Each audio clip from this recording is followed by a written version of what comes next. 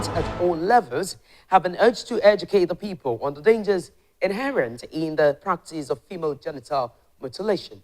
A human rights activist made the appeal in reaction to the Senate's legislation abandoning the practice of female genital mutilation and other forms of violence against women in Nigeria. The report.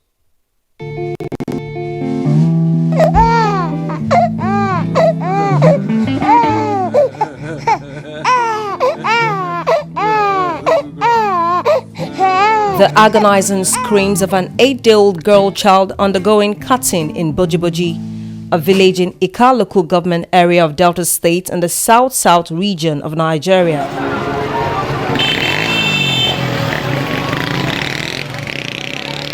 I'm the one that will hold their 2 legs as they are being circumcised. As they wail and cry and weep, as a mother, I do feel it. I will even close my eyes. I don't want to see the scene, the action. So, but this particular one, after circumcising it in the morning, in the evening, she said she noticed that it was not well done. Oh, it was a trauma for me to see that this girl will be circumcised again the second time. The practice of female circumcision, widely known as female genital mutilation cutting, harms the physical, psychological, and reproductive and sexual health of women and is a violation of women's fundamental human rights. According to UNICEF, more than 125 million girls and women alive today have experienced FGM, with Nigeria posting the greatest number of cases, and an additional 3 million girls are at risk of being cut in the next decade. In Nigeria, FGM has the highest prevalence in the South-South among adult women, followed by the Southeast and the Southwest, but practiced on a smaller scale in the North. In most parts of Nigeria, it is carried out at a very young age, and there is no possibility of the individual's consent being obtained. Although the practice is decreasing, there is greater prevalence of type 1 excision in the South, with extreme forms of FGM prevalent in the North. The practice is founded on traditional beliefs and societal pressure to conform. The following women from Ika local government area of Delta State in Nigeria's South-South, where FGM is still prevalent, give reasons for its continuity. Female circumcision is good because I'm a retired health assistant. We do take delivery. At times, if a woman is not circumcised, the baby cannot come out freely from the uterus. So with that, you have to press the clitoris so that the baby will come out immediately. The woman will not labor much. It itches. It gets ladies aroused a lot of time and makes them promiscuous. More reason we're back on this exercise. That's a populace. We make small incisions, not today, in order not to hit a vein, or it will lead to lots of bleeding. The federal government of Nigeria took an important step to eliminate the practice when it signed into law an act prohibiting the procedure last May. Although some states like Edo, Bayelsa, Cross River, Rivers, and Osun had earlier outlawed the practice, FGM persists. Despite being illegal, it is still being practiced widely in secret. What then is the role and position of the law? All the while it's been practiced and there had been no law, so people could practice it the way they wanted and children were being mutilated. But now it has become an offense. So anybody that is caught can now be punished. So that's, for me, is a start. But because it's a recent law, it's newly passed into law, May 2015. So the impact might not be felt immediately. It's going to be a gradual thing. FGM is a potential financial burden to health systems. A study from Nigeria estimated the cost of treating post-FGM complications in a pediatric clinic to be $120 per girl. All forms of FGM can cause immediate bleeding and pain and are associated with risk of infection.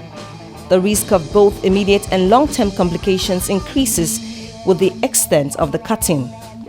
The risk of FGM are evident from the fact that the operation is mainly carried out by practitioners of traditional medicine and by traditional birth attendants using knives, razor blade and other instruments in generally unhygienic conditions. How does the law protect girls and women in the face of centuries of this torturous practice? A person who performs female circumcision or genital mutilation or engages another to carry out such circumcision or mutilation commits an offense and is liable on conviction to a term of imprisonment not exceeding 4 years or to a fine not exceeding 200,000 naira or both.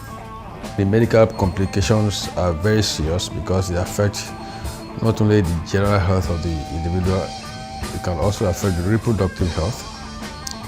It can also affect functions of the kidney or all those parts around the female genitalia. So I don't see any health benefit whatsoever. Nonye Dane is a survivor living with the consequences of FGM. As I grew older, maybe from around the time my puberty age, thereabout, I noticed that I was having infections regularly and all that. So it was like I was treating infection every now and then. And I actually believe that it's because of this circumcision thing. It also added to my inability to conceive on time. It dropped my fertility rate. It should be stopped entirely. Even my grandchildren, I have told their mothers not to circumcise them. A growing trend is the medicalization of FGM, where qualified health workers increasingly carry out the procedure in place of traditional practitioners. However, medicalizing FGM does not eliminate immediate risks, as illustrated by media reports of deaths resulting from the practice. The World Health Organization and other agencies believe that medicalization actually contributes to upholding the practice by legitimizing it as a health procedure. One family who spoke off camera said they contracted a health worker in Lagos State to carry out the procedure for 4 of their daughters successively. The last one was done in July this year. I've not heard such reports, but if that were the case, I do not think such people should be in employment. Because as health workers, they should understand the negative effects of this practice. Legal sanctions against FGM are the most common type of intervention at the national and international levels, but there is strong evidence that laws alone are not enough. So what other measures could help address the issue? This is a cultural thing. So a law passed in 2015 is not going to change. It's a mindset. Some people believe that if they don't do it, the children born will be contaminated, the mother will be promiscuous, the husband might die or might become impotent. So it is a mindset, and for me, it's more of education. It's amazing that the thing is practiced much more frequent than many people are aware of. So on that basis alone, it's a public health emergency. It can only be done either by legislation, public advocacy, changing enlightening the public, and trying to change people's behavior, or people that, who believe, look at it as a cultural practice, trying to change their behavior. And that way you have to draw their attention to the effects, the negative effects this thing has, this thing has on the victims. As calls heighten for the eradication of the troll practice, it is crucial that government at all levels supports to change traditions that underpin violence against women through education and enforced laws.